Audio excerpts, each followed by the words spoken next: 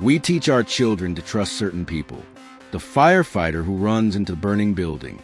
The doctor who holds your hand and says everything will be okay. The police officer sworn to protect. The church leader who prays for your family.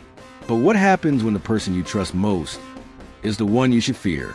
This is a story of men who hid in plain sight, pillars of their communities, trusted, respected, admired, men who shook hands at church and killed when no one was watching. They were firefighters, doctors, police officers, and church leaders. They were coaches and neighbors and friends. They were heroes until they weren't. October 10th, 1984, South Pasadena, California. A fire breaks out at Olds Home Center, a hardware store packed with customers on an ordinary Wednesday evening. Within minutes, the building is engulfed. Polyurethane products ignite, and the fire flashes over with terrifying speed. When the smoke clears, 4 people are dead. Ada Deal, 50 years old, a grandmother, her grandson Matthew Troidel, just 2 years old, Carolyn Krause, 26, a mother of 2, and Jimmy Sedina, 17, an employee. The next morning, fire investigators from across Southern California arrived to determine the cause. Most concluded it was an electrical fault, a tragic accident, but one investigator disagreed. His name was John Leonard Orr, a captain with the Glendale Fire Department, one of the most respected arson investigators in the state. Orr insisted the fire was deliberate. He claimed they were dealing with an arsonist. He was right, because John was the one who set the fire.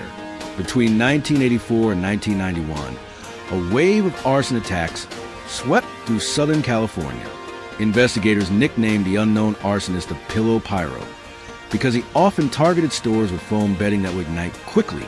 His signature device was disturbingly simple: a cigarette with 3 matches wrapped in yellow notebook paper, secured with a rubber band, a delay timer.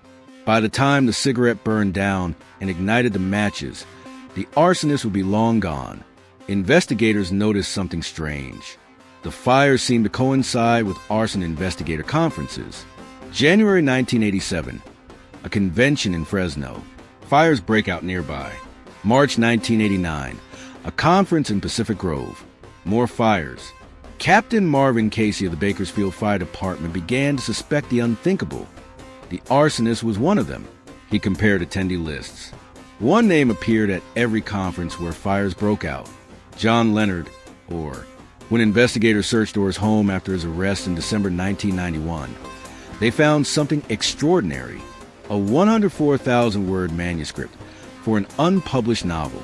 He called it Point of Origin.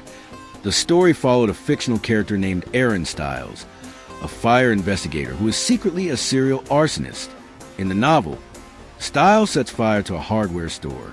A grandmother and her young grandson die in the blaze. The fictional fire mirrored the Olds Home Center tragedy with disturbing precision. Orr had described his crimes in what he believed was fiction, including the way the smoke made his victims choke as they burned alive. Years later, his daughter Lori said, "It was disgusting to read his book, knowing in the back of my mind that he wrote it about himself." On September 17, 1998, John Leonard Orr was convicted of 4 counts of first-degree murder for the Olds fire. He received life in prison without the possibility of parole. Federal investigators estimate or set nearly 2,000 fires over 3 decades. The cost in property damage, tens of millions of dollars. The cost in human life, immeasurable. The man once praised for catching arsonists was America's most prolific serial arsonist, and for years he investigated his own crimes. Hyde, England, a working-class town in Greater Manchester. For nearly 2 decades, the residents of Hyde had a doctor they adored. Dr. Harold Shipman was known for making house calls, for remembering patient names, for sitting with the elderly when they were frightened. His practice had a waiting list. People wanted him as their doctor. He was a kind of physician who seemed to belong to an earlier era, before medicine became corporate, before doctors stopped caring. Harold Shipman cared, or so everyone believed. Between 1975 and 1998, Dr. Harold Shipman killed at least 215 of his patients.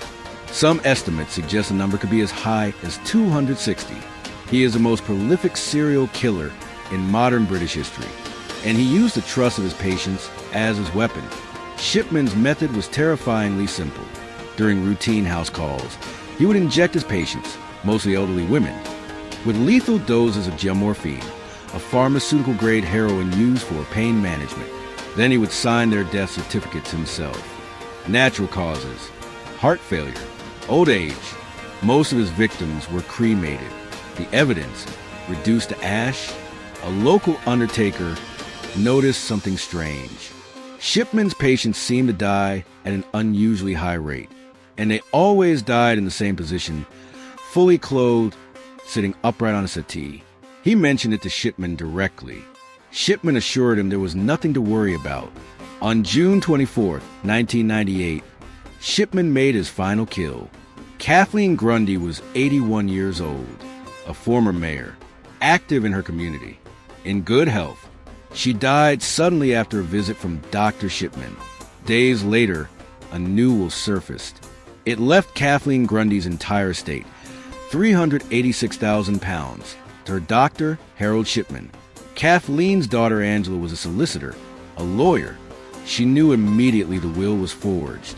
She called the police. Kathleen Grundy's body was exhumed. A toxicology report revealed lethal levels of gelmorphine in her tissues. The beloved doctor had murdered her, and he wasn't done being exposed. Police exhumed 15 bodies. All showed traces of the same drug. At trial in January 2000, Harold Shipman was convicted of murdering 15 patients. He received 15 life sentences, but the investigation was only beginning. A government inquiry led by Dame Janet Smith examined every death Shipman had certified. The final conclusion: Harold Shipman had likely killed at least 215 patients, possibly 260. His victims were mostly elderly women who lived alone, women who trusted their doctor, women whose deaths would not be questioned. On January 13, 2004, one day before his 58th birthday, Harold Shipman hanged himself in his prison cell. He never explained why he killed. He never showed remorse. He took his secrets to the grave. In 1973, a young man named Joseph James DeAngelo joined the Exeter Police Department in California's Central Valley.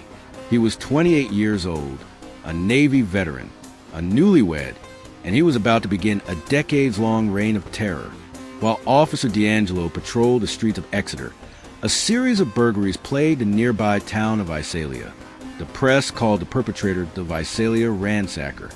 Over 100 break-ins, items stolen, underwear taken from dresser drawers. The ransacker struck within a 10-mile radius of where Officer DeAngelo worked.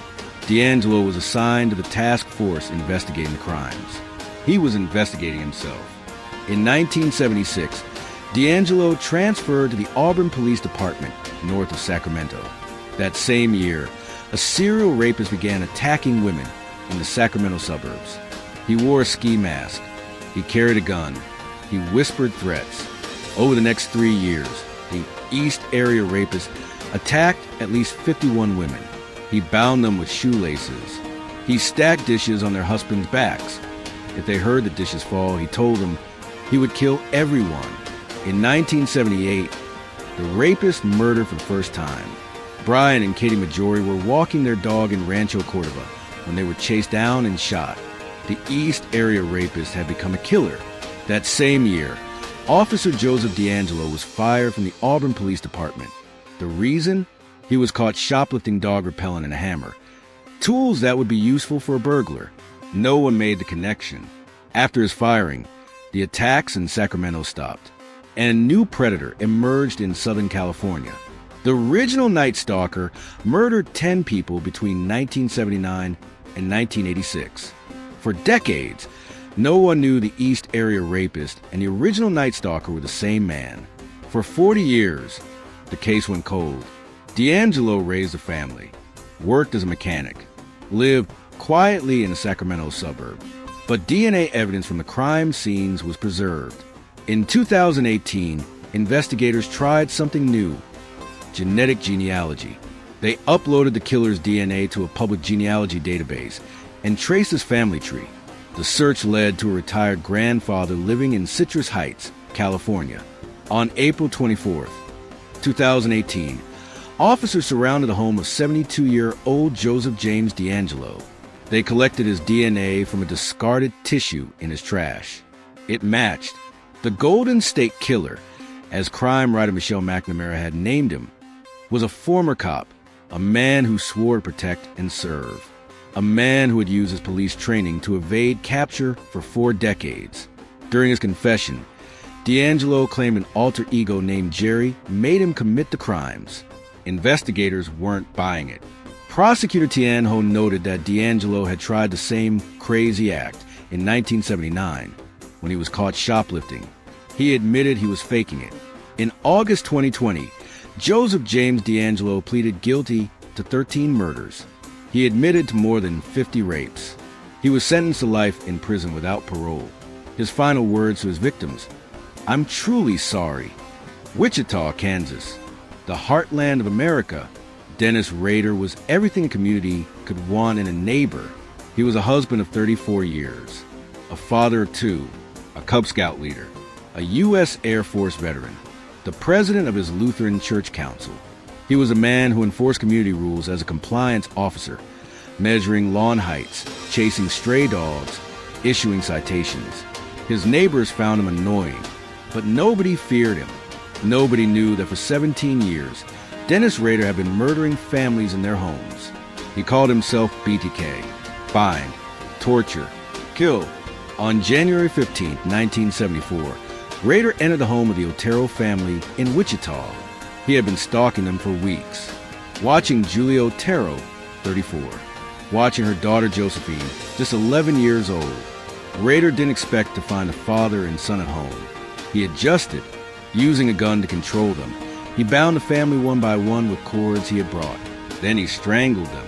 Joseph Otero, 38. Julia Otero, 34. Joseph Jr., 9. Josephine, 11. Months later, Rader called the Wichita Eagle newspaper. He directed them to a letter hidden in a public library book. In it, he described the murders in graphic detail and took credit. He signed it, BTK. Over the next 17 years, BTK murdered 9 more people in the Wichita area. Then, in 1991, he stopped. For 13 years, there was silence. Investigators assumed the killer was dead, or in prison, or had moved away. But Dennis Rader was still in Wichita, still in a church, still leading scout meetings, still hiding in plain sight. In 2004, the Wichita Eagle published a story marking the 30th anniversary of BTK's first murders.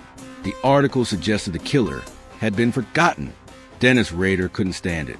He began sending packages to the media, crime scene photos, word puzzles, clues about his identity.